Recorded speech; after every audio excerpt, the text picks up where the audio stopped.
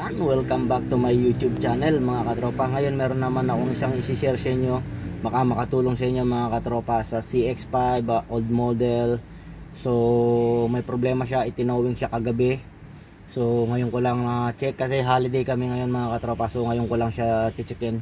So wala naman akong ginagawa kaya i-check na natin kung ano yung problema at isi-share ko sa inyo mga katropa. So siyempre bago yung lahat mga katropa, maraming salamat sa pagsuporta sa aking channel.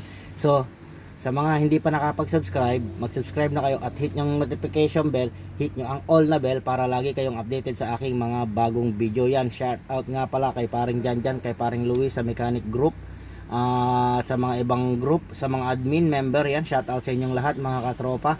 So maraming salamat sa mga subscriber, YouTuber, viewers ng ating channel mga katropa. Sana nakakatulong sa inyo yung aking sinishare na mga basic information lang mga katropa para makadagdag lang sa kaalaman ng iba, saka lalong lalo na sa mga beginners at sa mga owners, sa mga kapwa ko mechanic. Yan, so sana makatulong. So ngayon meron isang tinowing dito mga katropa.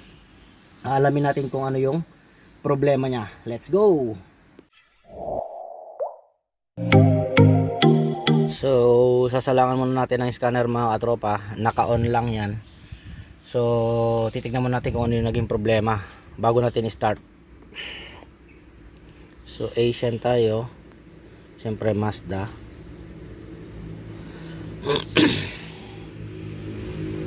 Ayan, tinowing siya kagabi mga katropa. So mga bandang alas 8 ng gabi.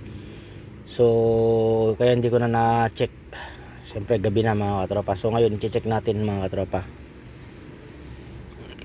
para malaman natin kung ano yung problema, kung major ba or minor problem lang.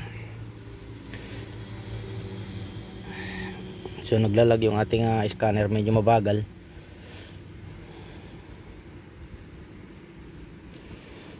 Ayan, nagko-connect na siya. So Bluetooth connected. So ayan, loading.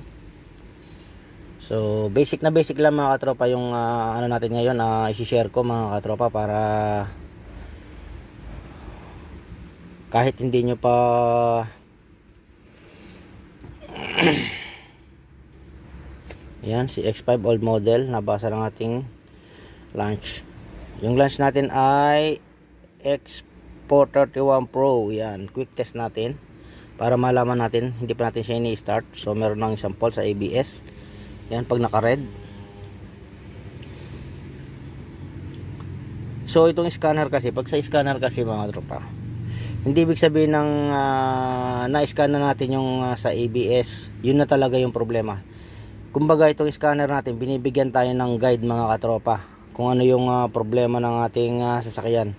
Yan, sa TCM meron ding isa, sa engine meron ding isa. So tingnan natin dito sa TCM muna.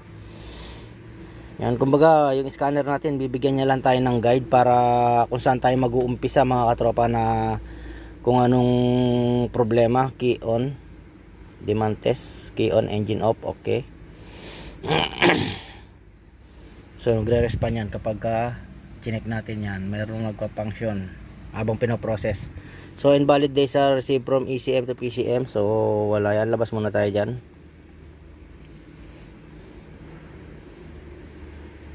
So pupunta na tayo sa engine, sa PCM na tayo.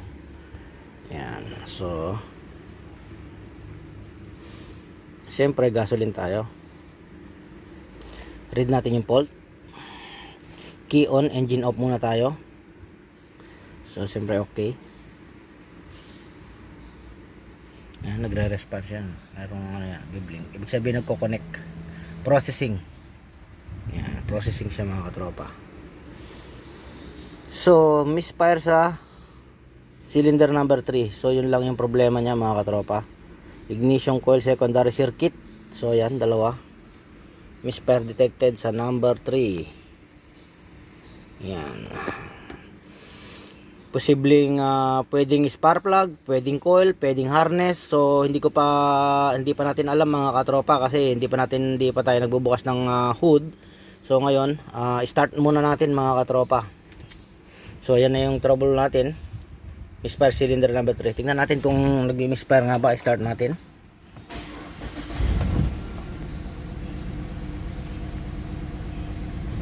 So palyado mga katropa. May check engine. Ayan. Palyado. So punta tayo sa engine. Buksan natin.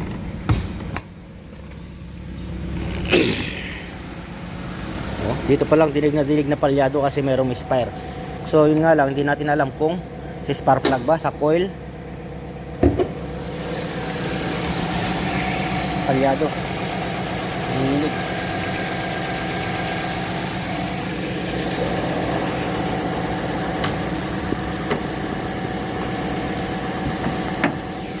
So nanginginig siya mga katropa.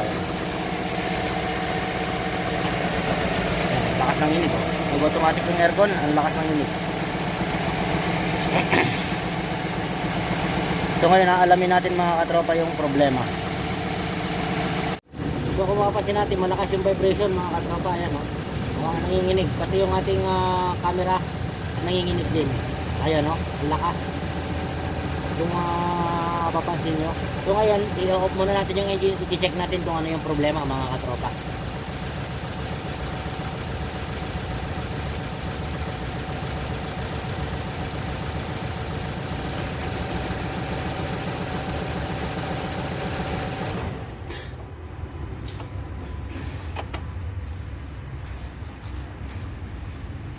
So na-off na natin yung engine. Bubuksan muna natin to para makita natin kung ano yung problema mga katropa.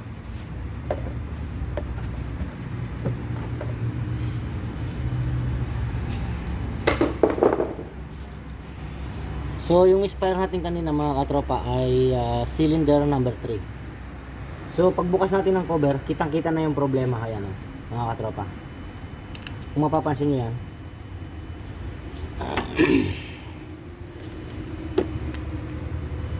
Yung mga tropa, putol. Ayan mga katropa, putol yung harness. So nginat-ngat ng daga mga katropa. Ayan. Sa harness lang yung problema niya mga katropa. Ayan. So tingnan natin kung ma-repair natin. So kailangan natin baklasin to kasi nakadikit, hindi natin makukuha tong pinaka ano or dugtungan natin kasi pagka inano natin yan, so iiksi na yung wire. So kailangan natin dugtungan ng medyo ano na wire. So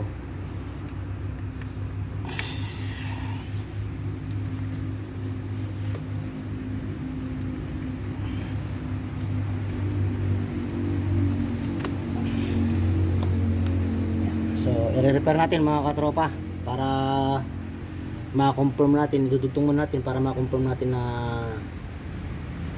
tapos i-start natin. Tingnan natin kung titino yung andar mga katropa. So kukuha muna ako ng mga gagamitin natin mga katropa. A few moments later.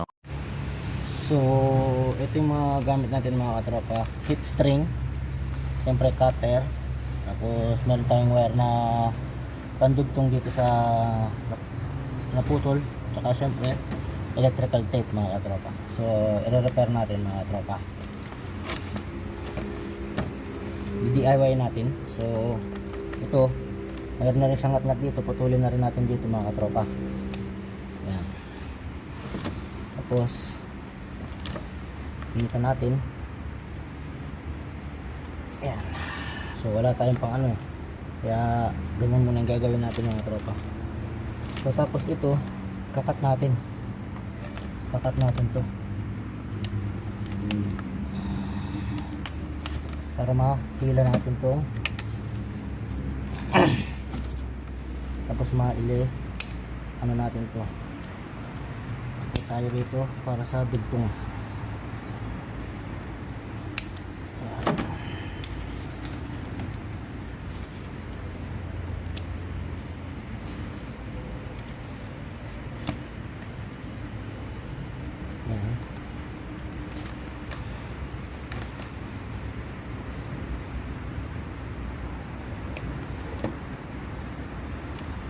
Dudugtong natin mga katropa.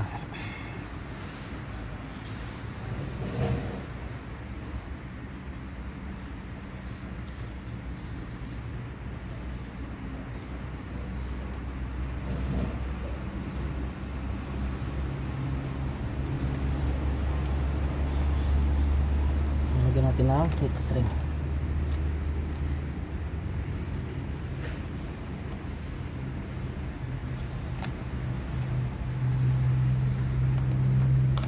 Initan lang natin yung heat string natin mga katropa.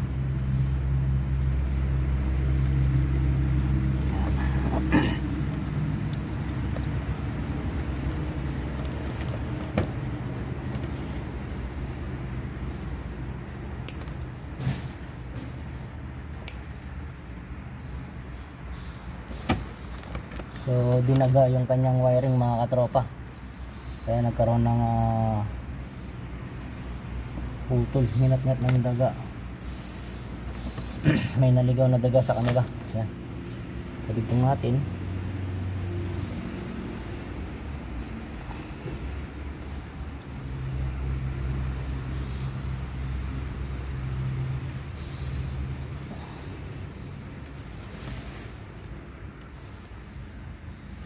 Natin yung heat string.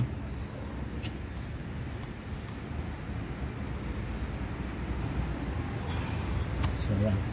So checkin na lang natin yung ibang wire mga katropa.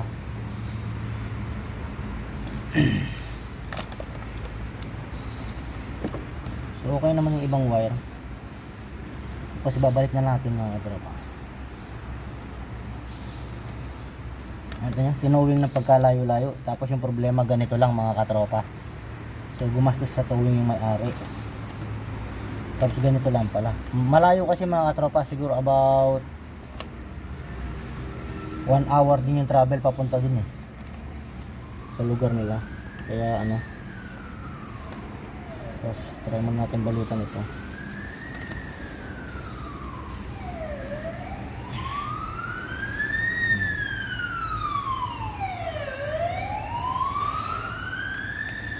So gumastos siya sa towing. Kasi naman alanganing oras na mga katropa, hapon na. So ayaw niya nang i-drive, ayaw niya na pagpaabutin ngayon kasi holiday nga naman ngayon. So kaya hindi niya na pinag-aabot ngayon.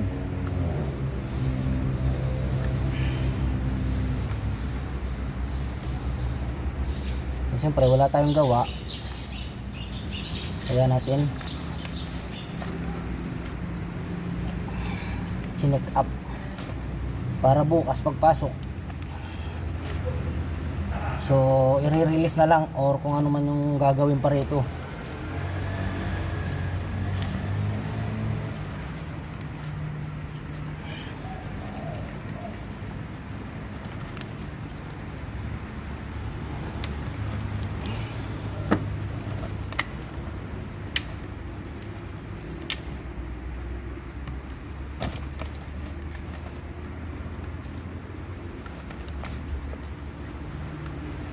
So checkin na rin natin yung ibang harness, baka mayroon pa. Pero palagi ko ito lang mga katropa, number 3 lang yung kanyang problema, kaya siya namamalya. So nasa 70 plus na yung kilometer, di ko lang alam, baka may kasama pang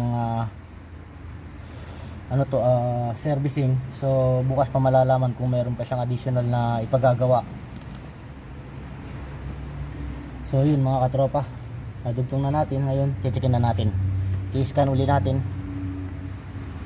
para ma-delete natin yung code sa loob ng ECU na nakadikit pa sa memory.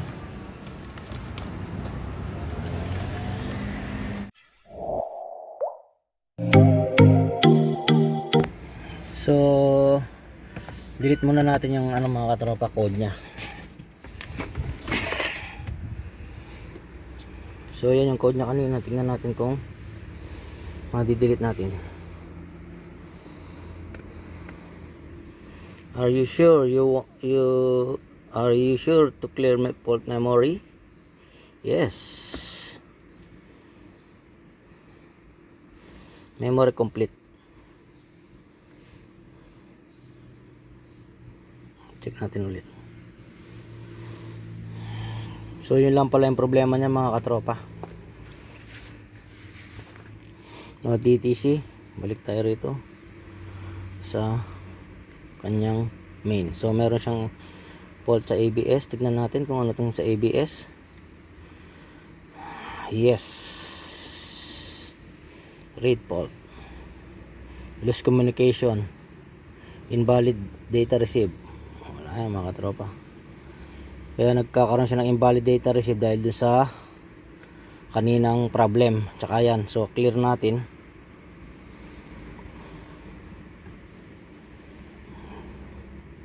So okay na lahat. So ngayon start natin.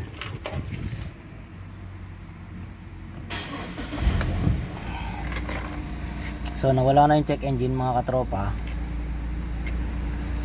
Bumalik na sa dati yung under nya.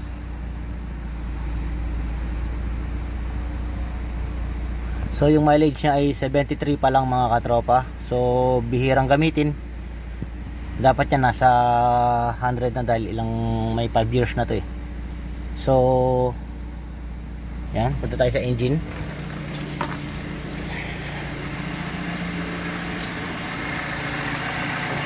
So wala nang vibration mga katropa yung kanyang engine.